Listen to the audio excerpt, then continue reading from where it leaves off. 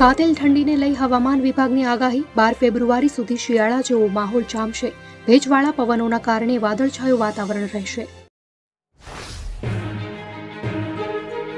મોરબી ઝૂલતા પુલ દુર્ઘટનાનો મામલો. આરોપી જયસુખ પટેલને જેલમાં વીવીઆઈપી સુવિધા અપાતી હોવાનો આક્ષેપ.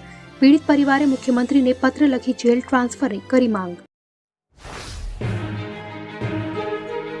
ધારાસભ્ય ગેનીબેન ઠાકોરે લોકસભાની ચૂંટણી લડવાની ઈચ્છા દર્શાવી. ગેનીબેનને પણ પક્ષ ટિકિટ આપે તો ચૂંટણી લડવાની તૈયારી બતાવી. પક્ષ તરફથી ગેનીબેનના નામની સત્તાવાર જાહેરાત કરાઈ નથી. મોહમ્મદ શામીએ ઇન્ટરવ્યૂ દરમિયાન તોડ્યું મૌન. જય શ્રી રામ અને અલ્લાહુ અકબરના નારા અંગે સ્પષ્ટતા કરી. કહ્યું, હિન્દુ અને મુસલમાનને સમાન હક મળ્યો છે. પીએમ મોદીએ સંસદની કેન્ટીનમાં સાંસદો સાથે લંચ લીધું. પીએમ મોદી અને સાંસદોએ ભોજનમાં રાગીના લાડુ ખાધા. પીએમએ પ્રવાસો, અનુભવો અને યોગ વિશે વાતચીત કરી. પંચમહાલમાં મદારીએ છેતરીને દાગીના પડાવી લીધા. મુવાડા ગામમાં મદારીએ ખેલમાં દાગીના ગાયબ કરી દીધા. ભોગ બનનાર વ્યક્તિએ કાલોલ પોલીસમાં નોંધાવી ફરિયાદ.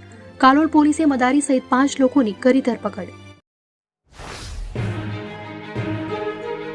વડોદરા શિક્ષણ સમિતિની પારે 20 શાળાના ઓરડા જર્જરિત હાલતમાં. કોર્પોરેશને નોટિસ ફટકારી બિલ્ડિંગનો ઉપયોગ બંધ કરવા કહ્યું. શિક્ષણ સમિતિ પાસે એટલું ફંડ નથી કે નવા ઓરડા બનાવી શકે.